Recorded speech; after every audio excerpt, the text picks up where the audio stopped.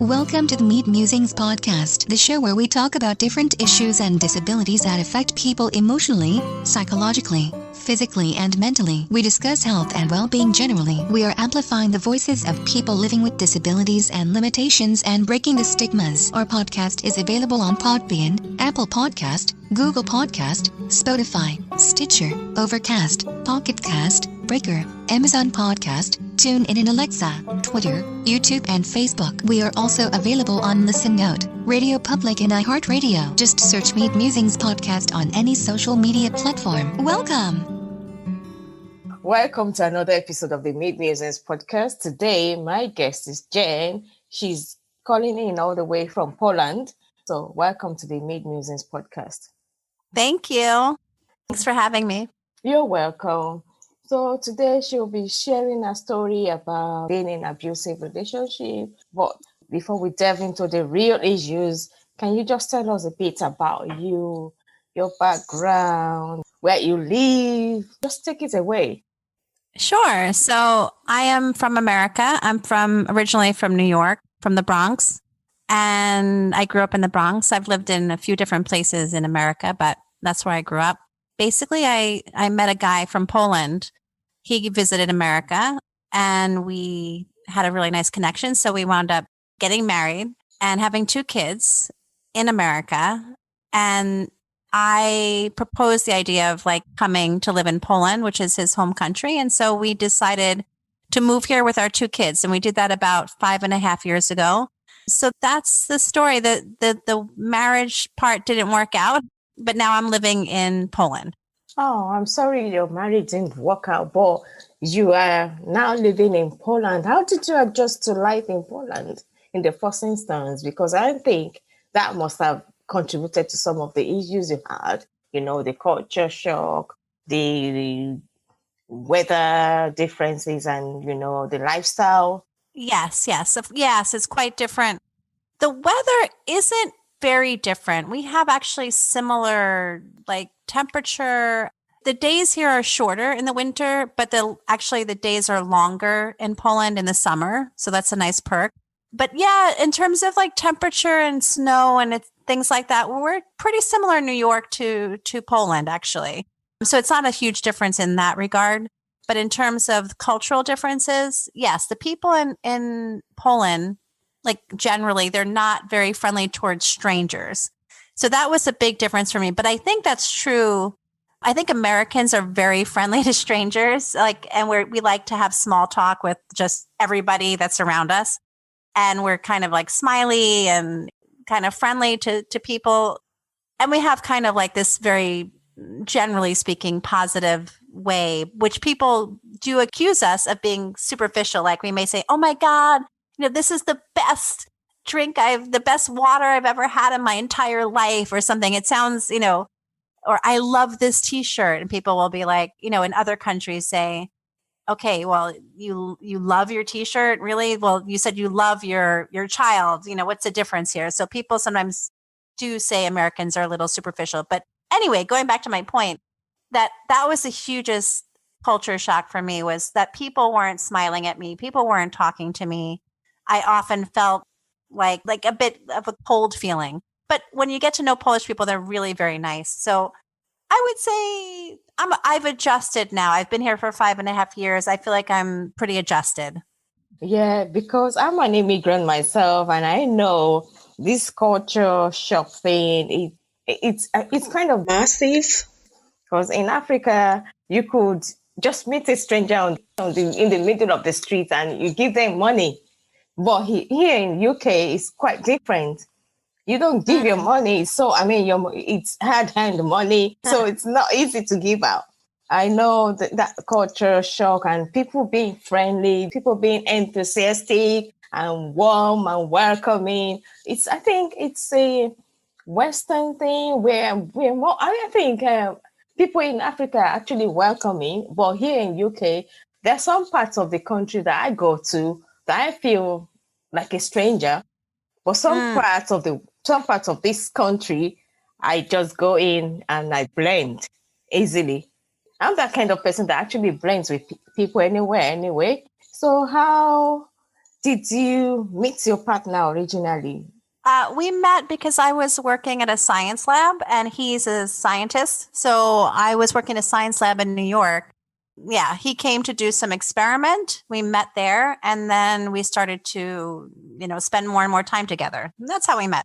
Was it always abusive or did he just grow abusive at some point? How did the abuse start? So for me, I would say it's one of those things that is not what people would consider to be obviously abusive. When I describe things to people, they would be like, okay, well, that's could be normal marital problems or just normal arguing. I don't know exactly when it started, to be honest. I think it's the kind of thing that kind of got more and more prevalent over time. And it took me a really long time to realize what it was and to label it as abuse because it was so subtle in so many ways, but it was so constant. As an example, I would say like if I don't know, let's say I go shopping and I come back with, the stuff that I bought at the store, he would look at everything and ask, okay, why did you get this? This was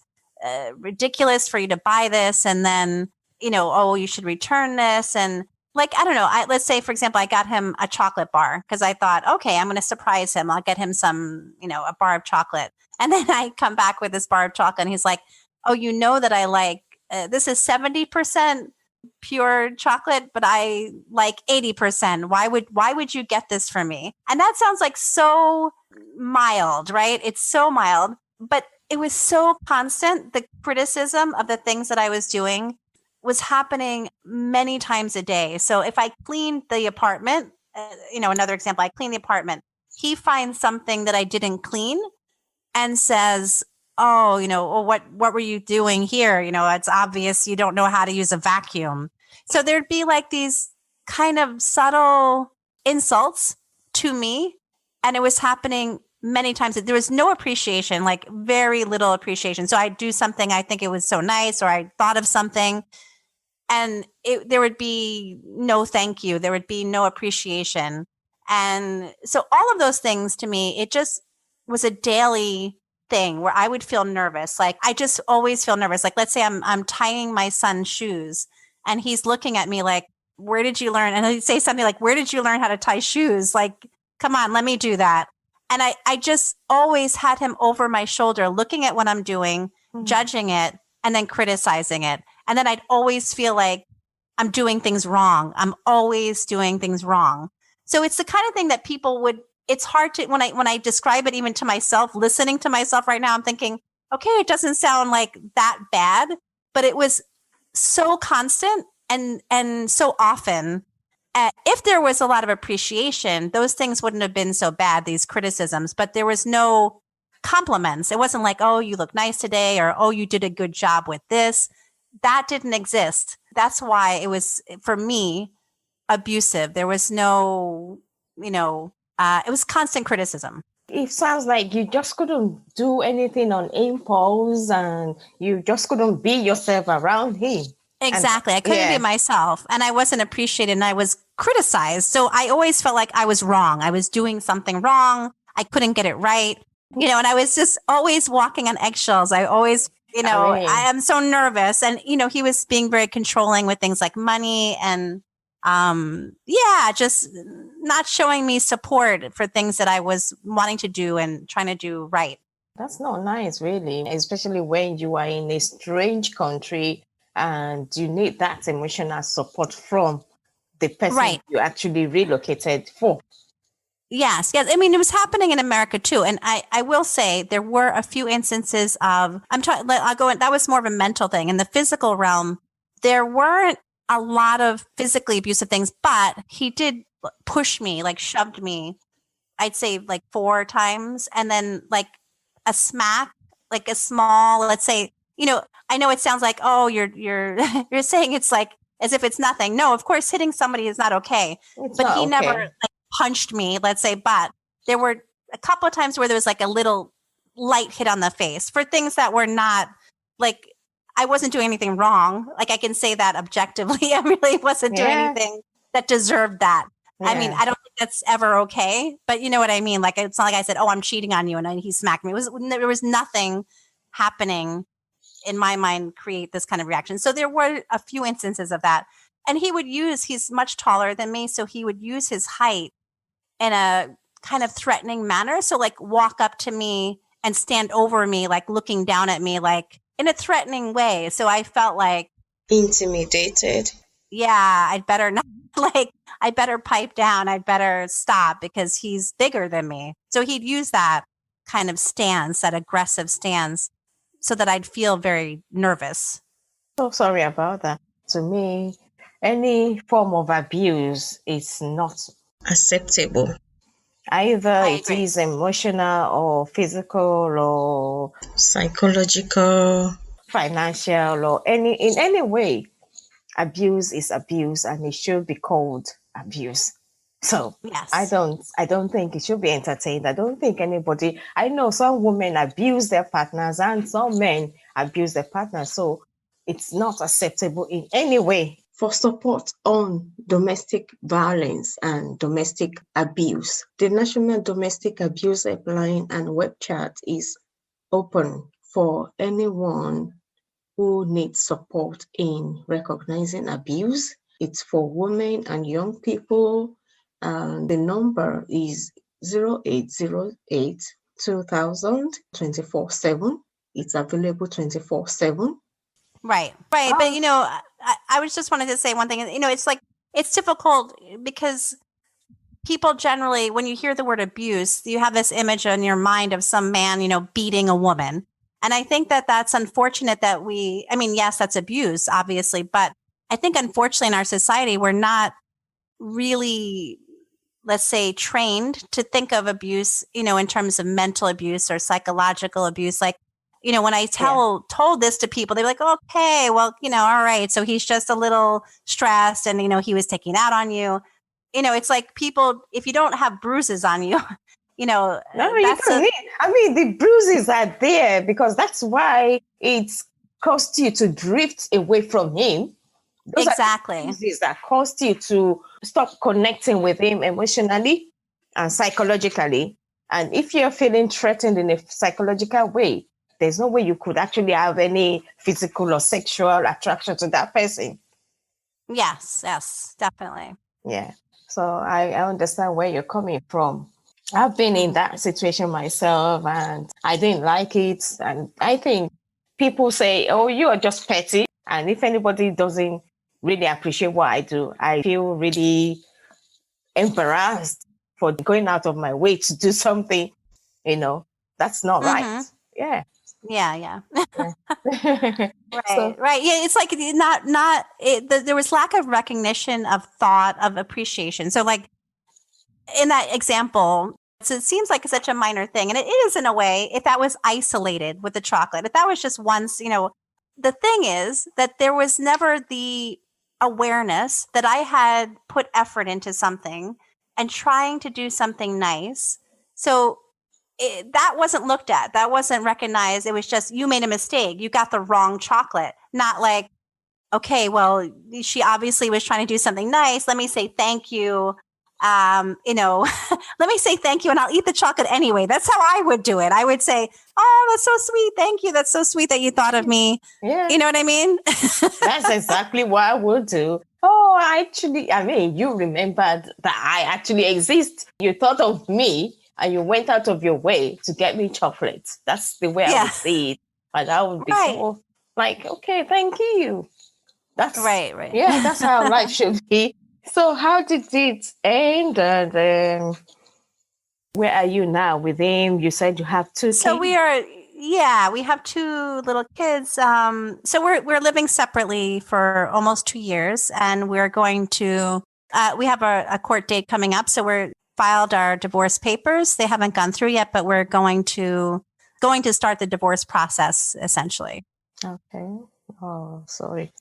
Yeah, I feel better now. It's for the best. Yeah, it's better. I mean, if anything, if it's not working out, I say to people, it's better you leave. If you just don't feel it's right, then it's got to be wrong. Right. if it's not right, definitely it's wrong. So, Right. It's wrong. It's true. yeah, I appreciate you being open about this. My pleasure. There are charities that offer support for mental health, like the CALM. CALM stands for Campaign Against Living Miserably, and their number is 0800 585858. They also offer confidential web chat. Mind is another national charity that supports mental health. The number for them is 0300 123 3393. And there are counseling lines open where you can find someone to talk to. Samaritans are on 116 123, and the emergency number 999 is available anytime. I know the fire services also offer counseling services sometimes. And in America, I know the Trevor Project focuses on suicide prevention, and they also offer training for lesbians, gay, bisexual, transgender, queer, and questioning young people under the age of 25. That's the LGBT community under the age of 25. So if you're a young person under the age of 25 and you are experiencing suicidal thoughts, please pick up your phone and speak to somebody. I do hope that some women will feel like they're not alone and that they, yeah, like you said, it's hard because you always feel like it's kind of almost taboo to talk about. Big thank you to all our listeners who have been sending us messages through the message link. I would like to thank everyone who has listened in so far and contributed to this podcast. Thank you so much. We couldn't have done anything without you. Keep listening, keep sharing, keep downloading, and keep liking. Thank you again.